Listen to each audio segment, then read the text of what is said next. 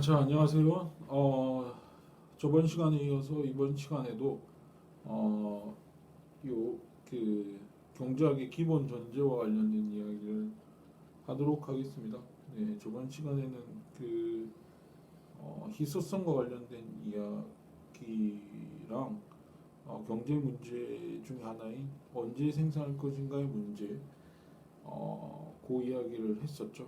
네, 이야기를 했었고, 그래서 희소성 하에서 경제학이 상정하는 세계관, 인간관이 도출됐다라는 이야기를 했었고, 그 다음에 경제 문제에서 언제 생산할 것인가의 문제라고 하는 것은 그야말로 지속 가능한 발전의 이념과 관련되어 있는 환경 문제다라고 보시면 된다라는 이야기를 했었습니다. 자, 그리고 이번 시간에는 그 나머지 이야기들, 경제 문제 세 가지, 이 주요한 세 가지 문제예요. 네, 주요한 세 가지 문제와 그다음에 이 경제 문제를 해결하고자 하는 것이 바로 경제 체제의 문제거든요. 네, 경제 희소성이라고 하는 것이 발생을 하기 때문에 문제가 발생하죠. 그래서 경제 문제라고 하는 것이 발생을 하고 희소하지 않다면 문제는 없죠, 경제에서. 그리고 경제학이 할 수 있는 이야기도 별로 없습니다. 없긴 합니다만은 그래서 이제 경제 문제가 발생을 하게 됐고 그래서 이제 우리가 할 수 있는 이야기가 어, 그 할 수 있는 이야기가 이제 경제 문제라고 하는 것을 살펴보면 결국에는 경제학이 어디에 포커스를 두고 있는가, 경제학은 무엇을 연구하는 학문인가가 나오거든요. 경제 문제를 이야기하다 보면 결국 경제학이라고 하는 것은 그것도 이런 문제들을 해결하는 과정에서 경제학이 무엇을 할 수 있는가가 도출된다는 이야기예요. 그래서 이제 경제학이 무엇을 하는 학문인가라고 하는 것을 어디에 무엇을 연구하는 학문인가를 이 경제 문제라고 하는 걸 통해 가지고 우리가 파악을 할 수 있다라고 보시면 되죠. 자, 그래서 이 이야기를 좀 하겠습니다. 네. 무엇을 얼마나 생산할 것인가. 지금 경제 문제라고 하는 건 어떤 공동체든 그 공동체의 유지를 위해서 반드시 해결해야 될 문제들인데 이거 해결 안 되면은 이게 선택되지 않으면 의사결정 구조에 들어가지 않으면 그 사회는 존재할 수가 없습니다. 가족 공동체를 한번 생각을 해보죠. 무엇을 얼마나 생산할 것인가, 어떻게 생산할 것인가, 누구를 이거 해결 안 되면 안 됩니다. 예컨대 아주 사소한 일이지만 뭔가를 먹어야 돼요. 아침에 일어나면 뭔가를 먹어야 됩니다. 뭘 먹지? 이게 바로 무엇을 얼마나 생산할 것인가의 문제입니다. 뭘 먹지? 이게 무엇을 얼마나 생산할 것인가.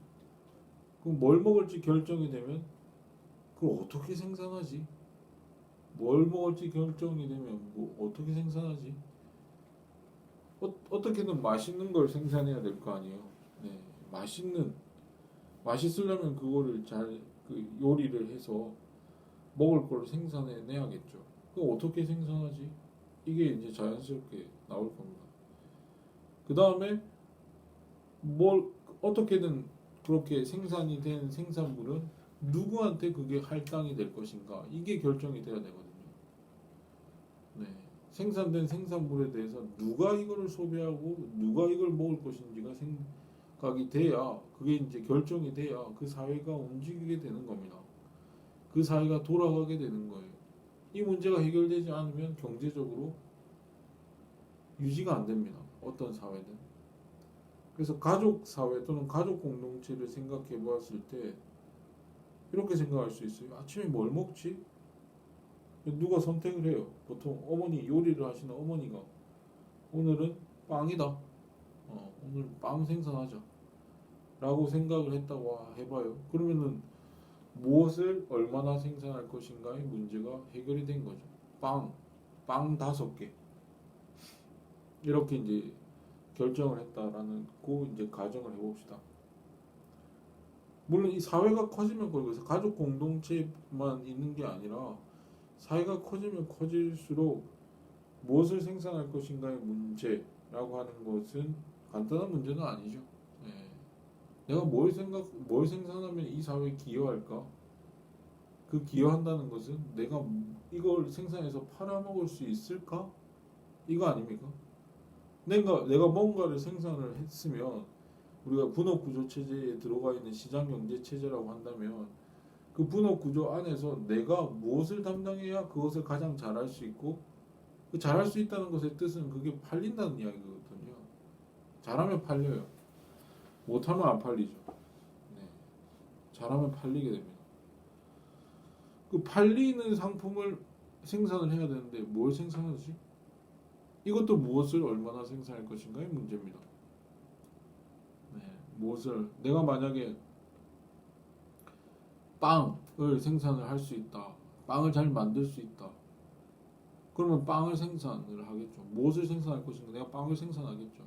그리고 그게 얼마나 팔릴지, 그거는 얼마나 팔릴지라고 하는 건 얼마나 맛있게 만드느냐, 또는 그 빵을 소비자들을 얼마나 많은 소비자들을 충족시키느냐, 요 문제겠죠. 네, 요 문제일 겁니다. 그리고 어쨌든 간에 가족 공동체 내에서도 빵이라는 걸 생산을 한다고 가정을 하고 5개다라고 이제 어머니가 생각을 하고 빵을 5개를 생산을 하겠죠. 근데 생산을 할 때 이건 무엇을 생산할지도 얼마나 생산할지 결정됐다고 해서 그 빵이 생산되는 게 아닙니다. 어떻게 생산하지? 빵을 어떻게 만들지? 라고 하는 것이죠. 이게 어떻게 생산할 것인가의 문제입니다. 일종의 생산 방식의 문제죠. 생산 방식의 문제입니다. 생산 방식의 문제. 생산 방식이라고 하는 건 예컨대 이런 거예요. 그 생산물, 내가 빵이라고 하는 생산물을 생산을 할 때 그 생산물에 들어가는 요소들이 있을 거잖아요. 그걸 생산 요소라고 그러는데 이때는 빵이라고 하는 생산물을 생산하기 위한 생산 요소로는 여러 가지 비율들이 있을 겁니다. 여러 가지 이제 그 요소들의 비율이 있을 거예요. 예컨대 빵을 생산하기 위해서는 밀가루가 들어가야 될 거고, 그 다음에 계란도 좀 들어가야 될 거고, 그 다음에 그 밀가루를 부풀리는 파우더 같은 게 들어가야 될 거고, 설탕도 좀 들어가야 될 거고, 들어갈 게 많죠. 그 들어가야 될 그런 재료들 또는 생산 요소들을 어떻게 기가 막힌 비율로 놓고 그걸 적재적소에 넣을 것인가, 이 문제죠. 생산 방법의 문제라는 것, 또는 어떻게 생산할 것이냐의 문제라고 하는 것은 바로 그런 문제입니다. 어떻게 하면 잘 비율 그리고 적재적소에 넣을 것인가. 그게 기가 막히게 되면 맛있는 빵이 생산이 되는 겁니다. 즉 빵에 들어가는 요소 또는 자원을 잘 활용한 것이죠. 빵에 들어갈 요소들을 잘 활용한 것입니다. 적재적소에 잘 넣은 것이, 자원을 잘 활용하는 것이다. 그게 어떻게 생산할 것인가의 문제입니다. 그래야 맛있는 빵이 나오죠. 그래야 가족 공동체의 욕망의 수준을 높일 수 있는 생산 방식이고, 또 내가 그 빵을 판다라고 했을 때 소비자들 또는 고객을 만족시킬 수 있는 방식으로 빵을 만들어야 되는 겁니다. 이게 바로 생산 방법의 문제다라고 하는 것이죠. 그래서 이거는 자원들을 잘 활용하는 것 또는 생산 요소들을 잘 배치시키는 것의 문제입니다. 자원들을 잘 배치시키는 것의 문제거든요. 이것이 그래서 이 문제는 어떻게 생산할까의 문제는 사실 배분 문제예요. 그걸 배분이라고 합니다. 잘 배치시키는 거. 잘 배치시키는 게 바로 배분 문제예요. 자원을 잘 활용하는 게 배분의 문제예요. 적절한 비율로. 우리가 이제 요리를 할 때 레시피라고 하는 게 있잖아요. 레시피라고 하는 게 있습니다. 그거는 이 생산 과정들을 다 이야기를 해놓고 있잖아요. 어떤 요리 요소들을 요리 재료들을 일정한 비율로 넣고 그걸 언제 넣어야 되고 어디에다 넣어야 되는 거, 적재적소 이런 것들이 다 적혀 있는 거죠.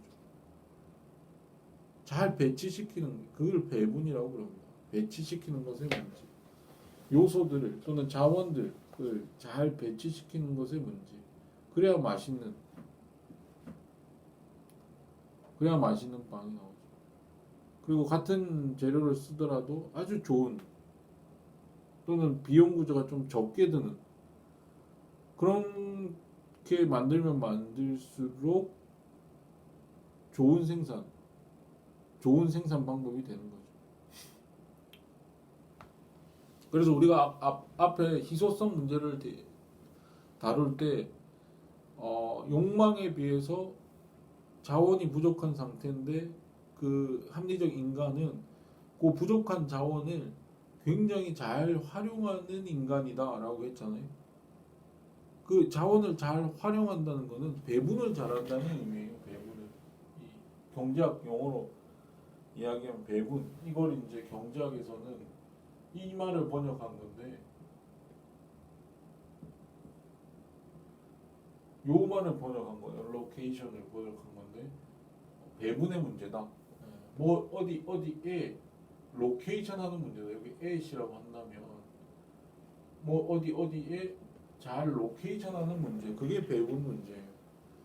생산하기 전에 이미 다 그런 계획들이 있어야 됩니다. 네, 있어야 되는 거예요. 그리고 빵 가게를 크게 한다.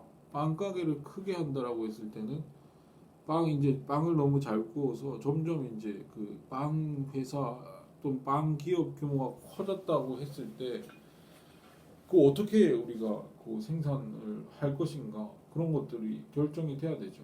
그렇게 될 경우에는 그래서 그런 것들도 다 생산 방법의 문제거든요. 배분 문제입니다. 사람을 얼마나 고용할 것인지 빵 요리사를 얼마나 고용하고 그 다음에 빵을 굽는 기계들도 고용을 해야겠죠. 그 기계들을 얼마나 고용을 할 것인지 이런 문제들로 수렴이 될 수도 있는 겁니다. 그래서 자본과 노동 LK를 어떤 적절한 비율로 해서 생산할 것인지 이게 이제 배분의 문제고 생산 방법의 문제라고 하는 것이죠. 노동자와 자본을 어떤 비율로 고용해야 가장 비용도 저렴하면서 많은 생산물을 생산할 것인가 라고 하는 요게 이제 배분 문제라고 하는 거죠. 사실 무엇을 얼마나 생산할 것인가도 배분 문제예요. 네, 배분 문제입니다. 이것도 배분 문제. 네. 왜냐하면 그 사회에 가장 무엇을 생산할 것인가도 그 사회 구성원들의 어떤 욕망의 어떤 구조가 있을 거잖아요. 다양한 욕망의 구조가 있을 때 그 욕망에 맞춰서 자원을 활용을 해야 된다는 거예요. 그래서 무엇을 생산할 것인가의 문제는 결국은 그 공동체 구성원들의 욕망의 수준에 비추어서 욕망의 수준을 잘 극대화할 수 있는 그 무엇 그리고 그 무엇에 대한 얼마나를 잘 선택을 해야 그 사회의 자원의 배분이 적절하다라고 평가를 할 수 있는 거 아닙니까? 그래서 무엇을 얼마나 생산할 것인가의 문제는 결국 배분의 문제다. 자원을 어디에 배치시키는 것이 가장 좋을까를 연구하는 것이 배분 문제라고 하는 것이거든요. 그래서 이게 이제 배분 문제다라고 하는 것입니다. 그리고 경제학은 굉장히 배분 문제에 포커스를 둡니다. 아까 희소성 이야기할 때도 경제인들은 자원을 잘 활용하는 인간, 욕망에 비추어서 자원을 가장 잘 활용하는 인간이라고 했잖아요. 그게 배분 문제예요. 어떻게 자원을 잘 배치시키고 활용할 것인가? 그게 배분 문제라고 하는 것이죠. 경제학은 뭐라 하더라도 이 배분 문제를 다룹니다. 네, 배분. 그래서 요 배분이라고 하는 건 자원이라는 말하고 친하거든요. 자원. 그래서 보통 그냥 배분이라고 하지 않고 붙여서 씁니다. 자원 배분. 자원 또는 생산 요소를 얼마나 잘 활용하는가의 문제가 바로 경제학의 기본적인 문제죠. 네, 기본적인 문제고 그리고 이 자원 배분이 잘 된 거를 우리가 이거를 효율적이라 그럽니다. 그걸 효율성이다라고 하는 것이죠. 네, 효율적이다라고 하는 것. 우리가 이제 여러분들이 효율성이라고 하는 말을 많이 들었겠습니다만은 효율성이라고 하는 말은 여러분들이 들었을 때는 최소 비용으로 최대 효과를 내는 것이다. 또는 산출물의 가치 나누기 투입물의 가치다 라고 배웠었잖아요. 최소 비용으로 최대 효과를 내는 것 또는 산출물의 가치 나누기 투입물의 가치다 이렇게 배웠었잖아요. 다 같은 말입니다. 사실 그게 배분이 잘 된 거예요. 어떻게든 투입물의 가치, 투입할 수 있는 생산 요소를 최소화하면서 굉장히 높은 가치의 뭔가를 산출물을 만들 것인가. 이게 효율성. 이 배분 문제잖아요. 배분. 자원을 잘 활용해야 투입물의 가치에 비해서 산출물의 가치가 높단 말이죠.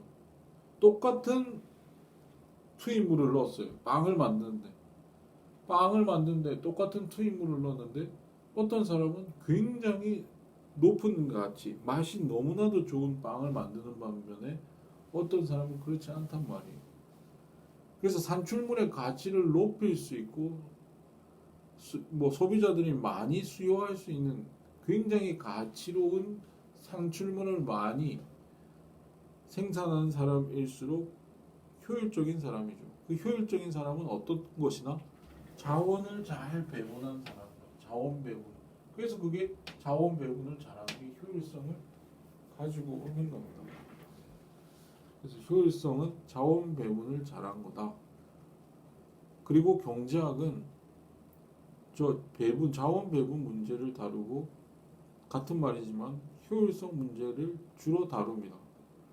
그래서 경제학자들이 정의할 때 경제학이란 이렇게 해서 경제학이란 희소한 자원을 효율적으로 배분하는 것을 연구하는 학문이다. 희소한 자원을 효율적으로 배분하는 것을 연구하는 학문이다라고 정해져 있죠. 정의가 돼 있습니다. 그렇게. 그래서 경제학은 무엇을 탐구하는 학문이냐라고 물으면 바로 저 배분 문제입니다. 배분 문제 또는 효율성 문제다. 효율성 결국 이 자원 배분의 효율성이라고 하는 것을 어떻게 보장을 하고 그것을 성취할 것인가의 문제가 바로 이제 경제학이 주로 포커스를 맞추는 그 학문의 어떤 그 학문 연구의 대상이 되는 것입니다. 이것이. 근데 경제학에는 그러면 자원 배분이나 효율성 문제만 있느냐? 그렇진 않고 누구를 위해 생산할 것인가의 문제도 있다는 것이죠. 주로 경제학은 이 분야를 다룹니다. 효율적 자원 배분 이걸 통해 가지고 이제 효율적 자원 배분의 문제를 주로 다루는 것이 경제학이라고 하더라도 경제학에는 그 문제만 다루는 것은 아니고 누구를 위해 생산할 것인가의 문제도 다룬다는 거죠. 그래서 이걸 이제 분배 문제라고 합니다. 이 분배라고 하는 것은 일단 생산이 다 되고 나서 그 생산물을 누구한테 줄 것이냐, 누구한테 얼마나 나눠줄 것이냐 이 문제예요. 나눠주는 문제거든요. 나눠주는. 그래서 어머니가 빵 5개를 생산을 했는데 그거를 아버지한테는 몇 개, 어머니한테는 몇 개, 나한테는 몇 개, 동생한테는 몇 개 이걸 이제 나눠주는 거죠. 이걸 어떻게 나눠줄 것인가 이게 이제 누구를 위해 생산할 것인가의 문제고 그걸 이제 경제학 용어로 말하면 이게 바로 이제 분배 문제다라고 하는 것이죠. 그래서 여기 배분 문제와 분배 문제라고 하지만 이거 비슷한 말이죠. 사실 일상 용어에서는 같은 말입니다. 사실 혼용해서 쓸 수 있어요. 분배나 배분이나. 근데 경제학에서는 그렇지 않죠. 그 다른 말입니다. 이게 분배는 이런 영어에서 온 말이거든요. 다른 말을 번역했어요. 네.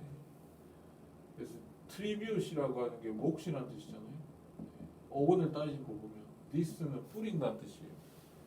this는 뿌린다. 그래서 몫을 나눠준, 뿌려주는 문제다라고 하는 게 이제 분배 문제죠. 네. 분배 문제입니다. 이 배분 문제라고 하는 건 그 이전에 생산 이전에 계획하는 거예요. 자원을 어디에 배치를 할지 계획을 해야 배분할 수 있거든요. 근데 이 분배 문제라고 하는 건 생산을 하고 난 다음에 그 생산물이 누구한테 줄 것인가. 그래서 이 분배라고 하는 건 상당히 어렵습니다. 이 분배는 정의의 문제랑 관련이 있는데 우리가 보통 분배 정의다 라고 하는 말을 하듯이 분배라고 하는 말은 사실 정의와 관련된 용어죠. 보통 이제 동양에서는 정의라고 하면은 그냥 옳은 것입니다. 옳은 것, 뭐 도덕적으로 옳은 것, 윤리적으로 옳은 것, 이거를 이제 정의라고 하는데 서양에서는 그렇게 추상적인 개념이 아니고 굉장히 구체적인 실제적인 내용입니다. 그 법이라고 하는 건 서양에서 발달했던 그 근대 법, 이 법이라고 하는 것 자체가 바로 이 정의 문제예요. 법은 항상 정의랑 따라다닙니다. 그 정의라는 말 자체가 법이라는 말하고 같거든요. 사실 같은 말입니다. 근데 이제 정의가 서양에서 말하는 정의가 뭐냐? 그러면 그거는 몫을 할당하는 거예요. 그 사람한테 정당한 몫을 할당하는 게 정의입니다. 그래서 모든 법은 정당한 몫을 할당하는 걸 법의 근간으로, 법의 본질로 하고 있어요. 예컨대 형법이다. 형법이다. 형법은 마이너스 몫을 나눠주는 거거든요. 마이너스 몫을 나눠주는 거거든요. 그렇기 때문에 마이너스 몫이 뭡니까? 이게 벌이죠, 벌. 벌이죠. 네. 벌을 나눠주는 거예요.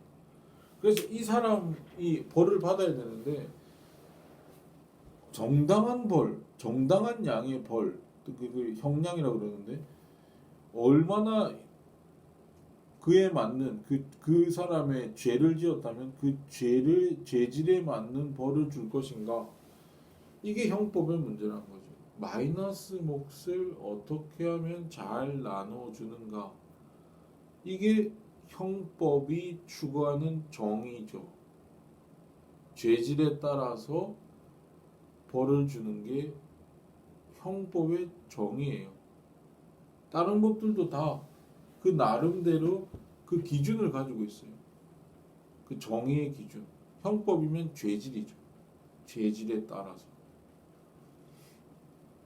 그래서 이런 그 마이너스 몫을 잘 나눠줘야 그게 정의에 부합하는 것이거든요.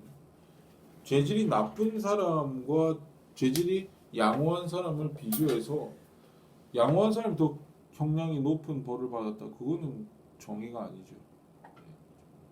그래서 이 분배 정의라고 하는 것이 잘 구획되어 있지 않고 그러면 그 사회는 붕괴합니다. 정의의 원칙이 제대로 작동하지 않고 정의의 기준대로 뭔가 사회가 돌아가지 않는다고 느끼는 그런 사회는 붕괴하게 돼 있어요. 망하게 돼 있어요. 네, 그렇기 때문에 우리 사회에서도 여러 가지 이제 분배와 관련된 여러 이야기들이 오고 갑니다. 네, 오고 가고 뭐 회사 안만 하더라도 노동자의 권익, 노동자가 가지고 가는 뭐 얼마나 가져가야 되느냐, 몫을 얼마나 가져가야 되느냐라고 하는 이야기들이 많이 나오죠. 노동자들은 얼마, 주주들은 얼마, 또는 경영자들, 특히 이제 CEO들 있잖아요. 뭐 CEO들 월급 가지고 여러 가지 이야기가 나오고, 노조에서는 노동자들의 임금이 너무 적다는 이야기가 나오고, 그 다음에 주식회사에서는 주주들의 권익을 보장해달라는 뭐 청원들이 끊이질 않고, 이게 다 분배 정의와 관련된 문제들이라는 것이죠. 네. 그래서 이게 분배 문제고요. 분배 문제. 근데 이제 분배라고 하는 말은 사실 요 앞에 소득이라는 말하고 친합니다. 그래서 소득 분배 문제다라고 하는 이야기를 많이 하죠. 우리가 여러분들이 잘 아시겠지만 몫이라고 하는 것은 크게 두 개죠. 소득하고 자산 또는 부라고 하는 건데 몫이라고 하는 건 소득과 자산으로 이건 다른 개념이거든요. 소득은 일정 기간 동안 내가 벌어들인 돈입니다. 이걸 유량이라고 그러죠 보통. 일정 기간이 정해진 그 개념 필수적으로 기간이 존재되지 않으면 아무 의미가 없는 그런 양적인 개념이 있어요. 그 소득이 바로 그런 개념입니다. 이 소득이라는 것도 양 개념인데 양을 나타내주는 개념인데 기간이 항상 존재되어 있지 않으면 안 되는 개념이에요. 예컨대 내 소득이 100만 원이야 라고 했을 때 그 기간이 하루짜리인지 그 기간이 한 달짜리인지 1년짜리인지 1년 하루에 100만 원 번다. 굉장히 고소득자죠. 근데 1년에 100만 원 번다? 저소득자죠. 이게 기간이 뭔가에 따라서 전혀 의미가 달라지잖아요. 이게 소득입니다. 일정 기간 동안 내가 벌어들이는 돈, 이게 소득인데 자산 또는 부라고 하는 건 뭐죠? 그거는 내가 그동안 축적해 온 돈입니다. 축적해서 쌓아둔 돈. 그래서 내가 일정 시점에야 그 양적인 개념이 성립되는 그 양인데 이 자산이나 부도 양은 양인데 일정 시점이 정해져 있는 내가 지금 현재 자산이 얼마야? 당장 내일 어떻게 될지 몰라요. 그 자산이 얼마나 될지 모르는 일이에요. 그래서 내가 지금 가지고 있는 자산이 은행에 넣어놓은 현금도 있을 수도 있고 부동산을 좀 가지고 있을 수도 있고 주식의 형태로 가지고 있을 수도 있죠. 그게 다 내 자산입니다. 금융자산, 실물자산, 현금자산 이런 것들. 내가 1,000만 원의 자산이 있다 또는 1,000만 원의 부가 있다 그러면 은행에 한 100만 원 있고 부동산에 한 800만 원 있고 100만 원은 주식을 매입해 있다. 100만 원치 되는 그걸 다 합하면 내 자산이 되는 것이죠. 그건데 이제 경제학에서는 소득을 더 본질적인 거라고 보죠. 대체로 소득수이 높을수록 자산은 많이 쌓이게 될 겁니다. 돈은 많아지게 될 거예요. 그래서 소득을 결정적인 것으로 본다. 소득이라고 하는 것이 본질에 가깝다라고 하는 것이죠. 그래서 소득 분배라고 하는 말을 씁니다. 네, 소득 분배. 이 소득 분배가 잘 된 것을 우리가 공평하다, 공평성 또는 형평성 이렇게 이야기를 하죠. 네. 소득 분배가 잘 된 상태를 공평하다라고 이야기해요. 그래서 소득 분배의 공평성 또는 공평한 소득 분배라고 하는 겁니다. 분배 정의가 잘 실현되어 있는 소득 분배가 잘 실현되어 있는 그걸 이제 공평하다라고 그렇게 이야기합니다. 그래서 경제학은 크게 보면 이 두 가지를 이야기하는 학문이다라고 보면 되죠. 자원 배분 문제와 분배 문제다라고 하는 거. 또는 효율성과 공평성의 문제다라고 볼 수 있습니다. 근데 요 형평성 문제는 단일한 기준이 없어요. 분배 정의와 관련된 이야기는 많은 철학자들과 많은 정치학자들과 심지어 많은 경제학자들이 정의가 뭐냐 또는 공평한 게 뭐냐 라고 이야기를 해왔지만 단일한 기준을 마련하지는 못하고 있어요. 그래서 철학적으로 많이 논의되고 있고 정치학적으로도 많이 구상되어지고 있고 하지만 아직까지는 그렇게 깔끔한 답이 나온 것 같지는 않습니다. 여러 정의론들이 있어요. 롤즈의 정의론도 있을 수 있고 샌델의 정의론도 있을 수 있고 뭐 여러 논자들의 뭐 누스바움 뭐 이런 사람들의 정의론도 있을 수 있고 여러 사람들의 정의론들이 있을 수 있지만 그건 사실은 단일한 기준을 제시한다기보다는 여러 논의들 속에 있는 것이다 라고 보시면 돼요. 그래서 이거는 단일한 문제가 아니다. 단일한 기준이 없는 문제다. 이 자원 배분 문제는 비교적 양적인 문제로 수렴할 수 있거든요. 효율성 문제 이런 것들은 양적인 문제로 수렴할 수 있는데 그래서 논의가 편하죠. 근데 요거는 단일한 기준이 없기 때문에 논의하기가 힘들다. 그래서 주로 요 문제, 효율성 문제를 다룹니다. 경제학에서는. 물론 요 문제를 다루지 않는 건 아니지만 대체로 요 문제를 다뤄요. 그래서 경제학은 희소한 자원을 효율적으로 배분하는 걸 연구하는 학문이다라고 보통 이야기를 하게 되죠. 하지만 경제학은 효율성 문제만 다루는 것은 아니고 공평성 문제도 다루고 있다라고 하는 것을 여러분들이 요 경제 문제라고 하는 걸 통해 가지고 우리가 알 수 있는 바입니다. 그래서 경제 문제라고 하는 것을 우리가 살펴보게 한다면 경제학이 경제학이 이 무엇을 연구하는 학문인지를 알 수 있다는 거죠.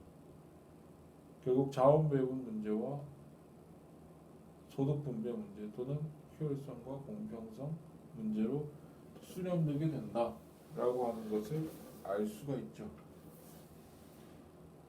사실 네 번째 문제였던 그 언제 생산할 것인가의 문제도 사실은 배분 문제예요. 그 시점이 있었잖아요. 현대 세대와 현재와 미래라고 하는 시점이 있고 그 현재와 미래 사이에 그 자원들을 어떻게 잘 배치할 것인가의 문제니까 이것도 세대 간 배분 문제죠. 세대 간 배분 문제. 세대 간 자원 배분의 효율성 문제다라고 볼 수 있습니다. 경제학에서 그러니까 이 효율성이라고 하는 것이 굉장히 중요한 개념이 되는 거예요. 공평성이라고 하는 건 별로 중요하지 않습니다. 이거는 너무 철학적이에요. 너무 철학적인 문제, 정의론. 근데 효율성 문제는 경제학이 본격적으로 다루는 문제고 굉장히 중요한 개념이다 라고 볼 수 있습니다. 근데 이 경제 문제를 해결하기 위한 이거 해결 방법이 있어야 되는데 그 해결하기 위한 것이 바로 경제 체제다라고 보실 수 있습니다. 경제 체제. 경제 체제. 그래서 이게 체제 이야기를 좀 해야 되는데 경제 체제. 우리는 시장 경제 체제, 자본주의 시장 경제 체제를 채택하고 있죠. 근데 경제 체제에는 시장 경제 체제만 있는 것이 아니라 여러 가지 경제 체제들이 있는데 그 경제 체제 크게 보면 세 가지다. 하나는 전통, 하나는 명령 또는 계획, 시장. 이 세 개의 경제 체제가 있다라고 보시면 되죠. 전통이다.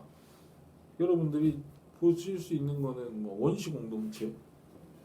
아직까지 문명이 발달되지 않은 원시 공동체는 부족 공동체 이런 공동체에서 우리가 흔히 관찰할 수 있는 것이 전통적인 경제 체제입니다.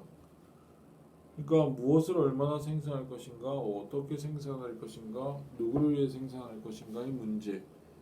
이 경제 문제라고 했는데 이 경제 문제를 어떻게 해결하냐면 전통에 의해서 해결하는 방식도 있다 이겁니다. 전통에 의해서 경제 문제를 해결한다라고 하는 것은 결국 아버지가 해왔던 방식대로 하는 것이거든요. 아버지가 해왔던 방식. 그리고 아버지는 그 아버지가 해왔던 방식들. 그러니까 할아버지죠. 할아버지가 해왔던 방식. 그리고 할아버지는 할아버지의 아버지. 그리고 할아버지의 아버지는 할아버지의 아버지의 아버지가 해왔던 방식대로 그대로 그야말로 그것이 관습이 되고 전통이 되면서 그야말로 구례의 오래된 경험이 축적되어서 만들어진 그 전통 또는 관습이라고 하는 것이 결국은 굳어져서 아주 잘 경제 문제가 해결될 수가 있습니다. 전통 사회에서도 경제 문제가 잘 해결됩니다. 네, 돼요. 그 워낙 오래된 경험의 축적물이기 때문에 아주 잘 들어맞고 아주 잘 경제 문제를 해결할 수 있습니다. 하지만 전통이라고 하는 것이 사회 변동에 취약하죠. 네, 사회 변동에 취약합니다. 왜냐하면 이제 이게 사실 이 전통 경제 체제라고 하는 거, 물론 우리가 보통 이제 카스트 제도 이런 걸 들잖아요. 카스트 제도는 그야말로 오래된 제도고, 그 다음에 정해져 있어요. 자기가 뭘 할지가 다 정해져 있습니다. 그 공동체 내부에서 무엇을 할지가 다 결정이 돼 있습니다. 그래서 맨날 빨래하는 카스트는 빨래만 하고, 그 다음에 그릇 만드는 사람은 그릇만 만들고, 빵 굽는 사람은 항상 빵만 굽는단 말이에요. 그러니까 그들은 이미 다 정해져 있죠. 엄밀하게 분업 구조가 되어 있습니다. 근데 그들은 어떻게 무엇을 얼마나 생산, 그 모든 무엇을 얼마나 생산할 것인가의 문제를 그냥 전통대로 한 거예요. 그냥 어떻게 생산할 것인가 아버지가 하던 대로 한 거예요. 누구를 위해 생산할 것인가 아버지 때에 했던 방식 그대로 하는 겁니다. 그러니까 이게 사회 변동이 굉장히 취약하죠. 사회가 변동되면 개개인들도 행동 양식이 조금씩 변해줘야 되거든요. 근데 전통의 굴레 또는 관습의 굴레라고 하는 것이 그런 사회 변동에 적응하지 못하는 인간 유형들을 계속 만들어내게 되고 사회 변동에 취약한 구조로 가게 됩니다. 그래서 그 사회가 때로는 붕괴할 가능성이 높아지게 되죠.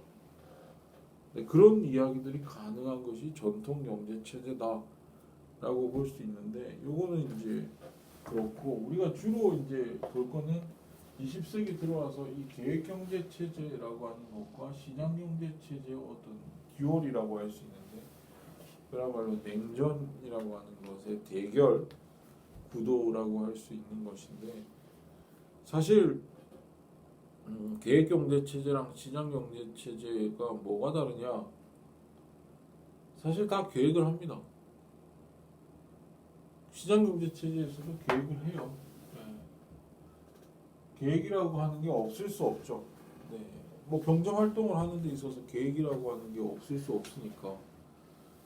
하지만 계획을 하는 주체가 다릅니다. 명령 또는 계획 경제 체제에서는 계획을 국가가 합니다. 계획은 국가가 하는 것이다. 그래서 국가가 많은 것을 소유합니다. 물론 국가가 소비재까지 소유하지는 못하죠. 소비재를 소유할 수는 없어요. 이런 소소한 물건들, 이런 물건들은 그들이 소유할 수는 없죠. 소소한 물건들. 근데 소소하지 않은 기업이나 토지는 사회주의 계획경제 체제, 사회주의 계획경제 체제를 이야기한다라고 볼 수 있는데,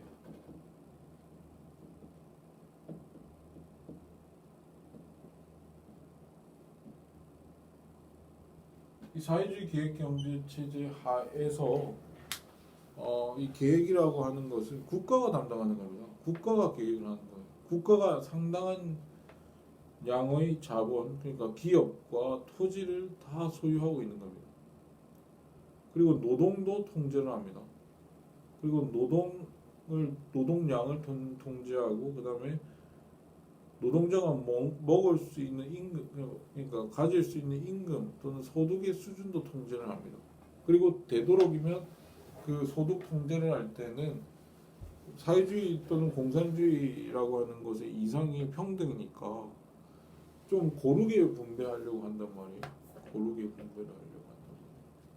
그러니까 고르게 분배되다 보니까 뭐 여러 가지 열심히 일을 할 이유가 없어지게 되는 것이죠.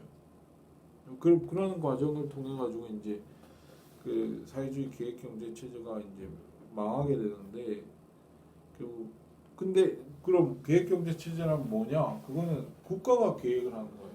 국가가 상당량의 자본과 토지를 가지고 국가가 의사결정을 하는 겁니다. 기업의 의사결정도 국가가 하고 물론 이제 국가라고 하는 게 이제 보통 이제 사회주의나 공산주의 체제하에서는 당이 국가 위에 있으니까 당이 한 공산당이라고 하는 것이죠.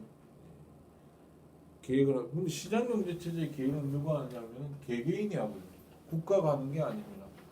개개인이 자기 판단에 따라서 계획을 하는 게 시장경제 체제예요. 그래서 계획의 담당자가 다릅니다. 계획의 담당자가 달라요.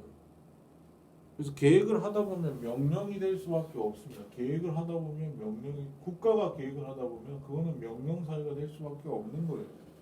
국가가 모든 걸 통제합니다. 생산량도 통제를 하고 노동량도 통제를 하고 생산을 영위하는 모든 것에 있어서 통제를 합니다. 그러니까 명령이 될 수밖에 없는 것이죠. 명령 사회가 될 수밖에 없다. 그러면서 이제 그 사회주의 계획 경제 체제라고 하는 것이 뭐 우리가 잘 알다시피 1917년에 볼셰비키 혁명이 10월 혁명이라고 그러죠. 혁명이 터지면서 이제 일본의 적군 그러니까 공산당이 집권을 하는 일련의 볼셰비키가 집권하는 일련의 과정을 겪으면서 이제 나중에 몇 년 후에 소련이라고 하는 소비에트 공화국 연방이죠. 소비에트 공화국 연방이라고 하는 소련이라고 하는 것이 등장을 하고 뭐 여러 나라들이 소련에 가입을 러시아를 중심으로 해서 여러 나라들이 이제 뭐 중앙아시아랄지 또는 뭐 러시아에 인접한 여러 국가들이 소련 연방, 소비에트 공화국 연방이라고 하는 것을 만들게 되고 결국 사회주의 계획 경제 체제라고 하는 것의 실험이 본격화되죠. 근데 그 실험의 결과로 결국 1991년에 소련이 붕괴를 하는 과정을 겪게 되는데 그게 어떻게 된 거냐라고 한다면은 첫째로는 인센티브 문제입니다. 사회주의가 붕괴한 것은 인센티브. 내가 일을 많이 해봐야 뭐 나한테 떨어지는 돈은 똑같다. 그러니까 일할 동기가 생기지 않죠. 그러니까 일을 할 인센티브가 없는 겁니다. 그래서 사람들이 점점 열심히 일을 안 하게 되고 그런 거예요. 그러면서 소련 또 러시아가 망하게 되는 과정을 겪게 되고 그리고 사유재산제 문제가 있는데 사유재산을 인정하지 않음으로 인해서 시장 거래가 이루어지잖아요. 보통 이제 소비재 같은 경우에는 시장이 있을 수 있는데 우리가 금방금방 사고 나는 소비재 같은 근데 자본재 뭐 기계나 공장 뭐 이런 자재 이런 것들은 사실 국가가 다 통제를 해버렸기 때문에 이런 것들이 사유재산이 존재하지 않게 되고 그러면서 이제 시장 거래가 그런 물건에 대해서 이루어지지 않으면 그것에 대한 가격이 형성되지 않거든요. 가격이 형성되지 않으면 자원 배분의 비효율성을 가지고 옵니다. 그래서 가격이 형성되지 않고 시장의 가치가 평가되지 않아요. 임의로 가격이 결정이 되고 임의로 그러니까 정부가 다 계획을 하니까 정부가 가격을 결정하는 거죠. 그 결정된 기계를 정부가 책정한 그 기계로 공장에 그 기계가 투입이 되게 되고 이런 과정을 겪는다는 거죠. 그러니까 자원이 배분이 잘 되겠어요? 잘 안 되게 되는 것입니다. 그러면서 사회주의는 결국 망하게 되죠. 그리고 시장경제체제라고 하는 것은 이 사회주의 계획경제체제와 달리 이 자본주의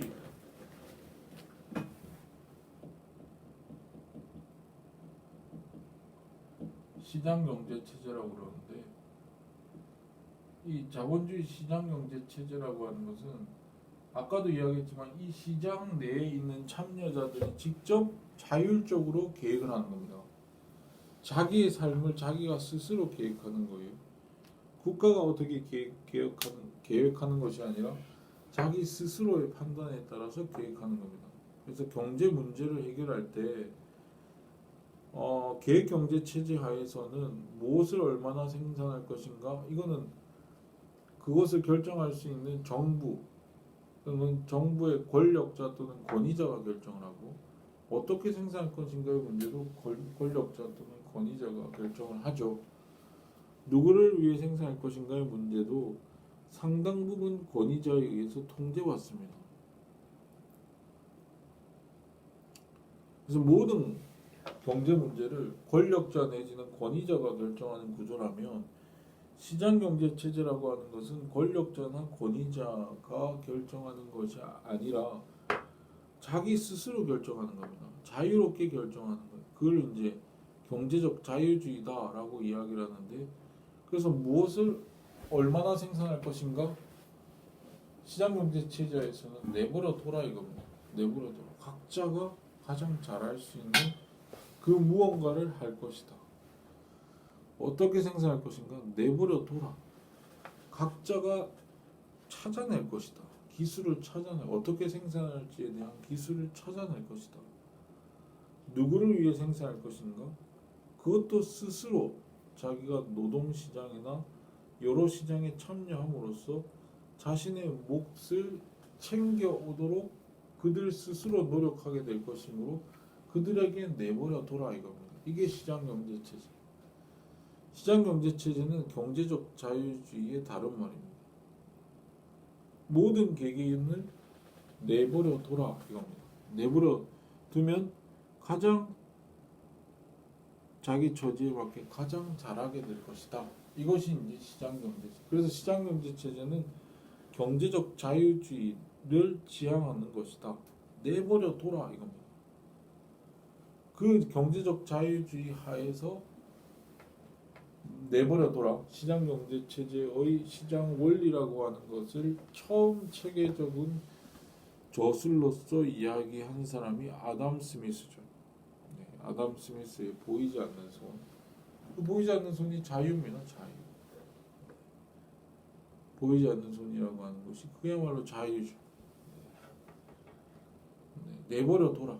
내버려 둬라. 모든 사람들이 자기의 사사로운 이기심의 발로에 의해서 행동하면 할수록 공공의 이익이 달성되더라 라고 하는 것이 이제 그 보이지 않는 손의 농구고, 그것이 이제 시장의 본질을 의미하는 것입니다.